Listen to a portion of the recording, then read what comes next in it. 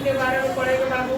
इसके पहले जो है हमने जो है पुरुष के बारे में पढ़ा था और अनुवाद कैसे बनाया जाता है उसके बारे में जाना था। तो वचन जो है, वचन को हम अंग्रेजी में नंबर के नाम से जानते हैं, ठीक है। और संस्कृत में जो नंबर होते हैं वो नंबर जो है 3 टाइप्स के होते हैं। कितने टाइप्स के होते हैं बाबू? 3।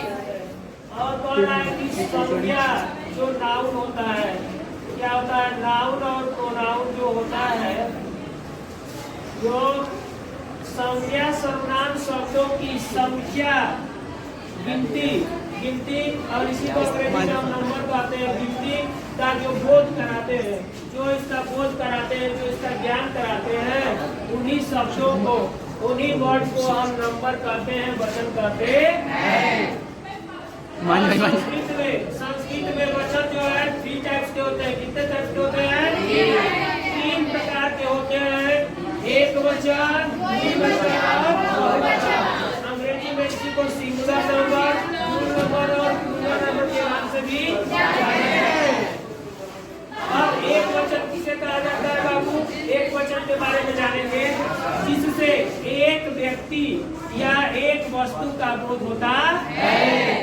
जो शब्द उसका बोध कराते हैं, उन्हीं शब्दों को हम एक वचन कहते हैं। अब जैसे मान लीजिए कि स किसका बोध कराता है? वह एक व्यक्ति का कराता है। उसी तरह से सिंह के जगह पे हम रामा भी लिख सकते हैं। क्या लिख सकते हैं? रामा।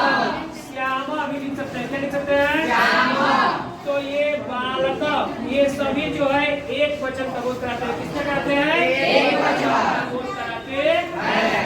सिंगुलर नंबर का हम कह रहा है द्विवचन, दो वस्तुओं, दो व्यक्तियों का जो बोध कराते हैं, कराने वाले जो शब्द होते हैं उसको द्विवचन कहा जाता है। इंग्लिश में इसको बाबू ड्यूल नंबर कहते हैं, TUAL और NUMBER नंबर कहते हैं, द्विवचन कहा जाता है।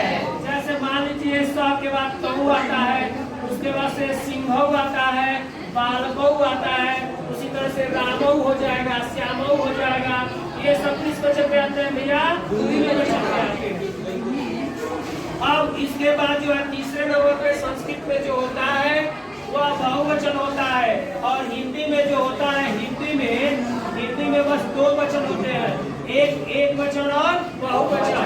द्विवचन नहीं होता है। सिंगुलर नंबर और उसके बाद से क्या होता है? प्लूरल नंबर होते हैं। बहुवचन जो होता है 2 से अधिक। किससे भैया? 2 से अधिक वस्तुओं या व्यक्तियों का जो बोध कराते हैं, जो ज्ञान कराते हैं, उनको हम बहुवचन कहते हैं। बहुवचन का प्रयोग जैसे मान लीजिए कि हमने पहले में जाना स, उसके बाद से तऊ और उसके बाद से ते। स एक वचन के लिए हो गया, तऊ द्विवचन के लिए, और जो ते होता है वह बहुवचन के लिए होता है। और सिंघा, सिंघऊ, सिंघा, यहाँ सिंघा आ गया है, तो सिंघा जो है किसके लिए है? यह भी किसके लिए है? बहुवचन के लिए। और उसी तरह से बालका किसके लिए है? बहुवचन के लिए। इसी तरह से यहाँ रामा हो जाएगा। क्या हो जाएगा? रामा। श्यामा हो जाएगा। ये सभी भैया बहुवचन का बोध कराते हैं। ठीक है भैया। तो यह आज हमने जो है वचन के बारे में सीखा। अब इसके आगे जो हम अगली क्लास में देखेंगे।